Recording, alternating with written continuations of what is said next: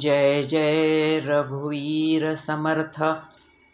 मनाच्या श्लोकांची उजळणी यामध्ये आज आपण श्लोक 109 पाहणार आहोत. जनी वाद वेवाद सोडून द्यावा, जनी सुख संवाद सुखे करावा, जगी तोचितो शोक संताप हारी, तुटे वाद संवाद तो हितकारी. जय जय रघुवीर समर्थ. समर्थांनी मागच्या श्लोकामध्ये आपल्याला हे समजावून सांगितलं की वाद आणि संवाद यामध्ये काय फरक आहे. आणि आता या श्लोकामध्ये समर्थ सांगतात की माणसाने जर सुखी राहायचे असेल तर वाद सोडून द्यावा आणि सुसंवाद करावा. म्हणून समर्थ म्हणतात, जनी वाद वेवाद सोडून द्यावा, जनी सुख संवाद सुखे करावा. ज्या वादामधून भांडणे होणार असतील, तंटे निर्माण होत असतील, असा वाद सोडून द्यावा आणि ज्यामधून समस्येचे निराकरण होईल आणि आपसामध्ये प्रेम वाढेल असा संवाद करावा. वाद हा प्रत्येक क्षेत्रामध्ये असतोच, जसे कुटुंबात, समाजात, राजकारणात, ऑफिसमध्ये, शिक्षण क्षेत्रात, धार्मिक क्षेत्रात इत्यादी. सर्वत्र वाद हे होतातच, कारण प्रत्येक ठिकाणी काही ना काही समस्या ह्या असतातच. त्या समस्येवर विचार विनिमय करावाच लागतो. पण ही चर्चा करताना, हा विचार विनिमय करताना त्यातून आपल्याला योग्य ते उत्तर मिळावे म्हणूनच ती चर्चा व्हावी. पण तसे न करता जर मला पाहिजे तसेच झाले पाहिजे, माझ्या मनासारखेच झाले पाहिजे, मी म्हणेल तसेच झाले पाहिजे असे म्हणणे म्हणजे तो वाद, आणि हा वाद अतिशय खालच्या दर्जाचा आहे. अशा वादाला वाद न म्हणता वितंडवाद म्हणतात. असा वितंडवाद होत असेल तर तो टाळावा, प्रेमपूर्वक संवाद व्हावा. त्यामुळे मनातील शोक संताप दूर होतील.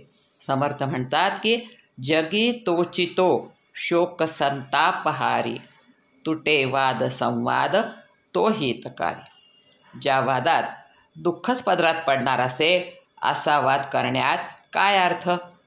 उलट त्याने आपल्याला मानसिक संतापच जास्त होईल आणि शेवटी निर्णय तर काही लागणारच नाही. त्याकरता निरर्थक आणि व्यर्थ वादविवाद करू नये. त्यामध्ये आपल्या जीवनाचा अनमोल वेळ आणि शक्ती दोन्हीही विनाकारण खर्च होऊ नये. जर समोरचा आपला हेका सोडायला तयारच नसेल, मी म्हणतो असेच झाले पाहिजे असे जर तो म्हणत असेल, तर शहाण्या माणसाने ते समजून घ्यावे की याला फक्त वाद घालण्याची इच्छा आहे, निर्णय त्याला नको. अशा वेळी आपण तिथून उठून निघून जावे. त्यातच खरा आपला शहाणपणा आहे आणि त्यामध्येच आपलं खरं कल्याण आहे. कारण काय की मूर्खाशी वाद घालण्यामध्ये काही अर्थ नाही. म्हणतात ना, मूर्खस्य प्रथमम वंदे. पहिल्यांदा मूर्खाला नमस्कार करावा, शहाण्याला नंतर केला तरी चालते.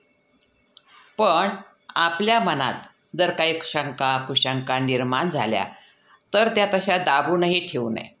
जिज्ञासू वृत्तीने त्या शंका एखाद्या जाणकार अशा व्यक्तीला विचाराव्या, जो शांतपणे आपल्याला समजावून सांगेल आणि आपल्या शंकेचं निरसन करेल.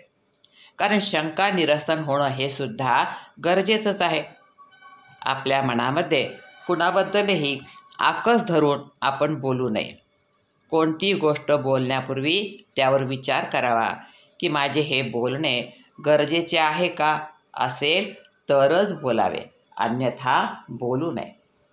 ज्याला कळतं की वादामध्ये काहीही अर्थ नाही, तोच सुखी राहू शकतो. म्हणूनच समर्थ सांगतात ना, जगी तोचितो शोक संताप हारी. अर्थात जगात तोच दुःखापासून मुक्त होऊ शकतो ज्याने हे ओळखले आहे की निरर्थक वादामध्ये काही अर्थ नाही. या निरर्थक वादाने मनाचं समाधान मात्र भंग पावतं. म्हणून आपण अशा निरर्थक वादापासून नेहमी लांब राहावे. समर्थ म्हणतात, तुटे वाद संवाद तो हितकारी. तोच वाद कल्याणकारी आहे ज्यामध्ये सुखसंवाद साधला जातो. आपल्याला जर सुखी समाधानी राहायचे असेल, तर मनातील शंकेचे निरसन करायचेच असेल तर आपण ते कुणाजवळ जाऊन करावं? संतांच्या सहवासात राहून करावं. हे संत आपल्या प्रत्येक शंकेचं निरसन करतात आणि आपल्याला खरं समाधान मिळवून देतात.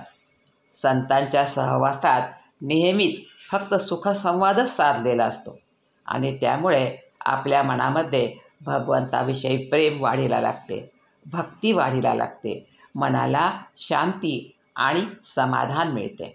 म्हणूनच समर्थ या श्लोकामध्ये म्हणत आहेत की जनी वाद वेवाद सोडून द्यावा, जनी सुख संवाद सुखे करावा, जगी तोचितो शोक संतापहारी, तुटे वाद संवाद तो हितकारी. जय जय रघुवीर समर्थ.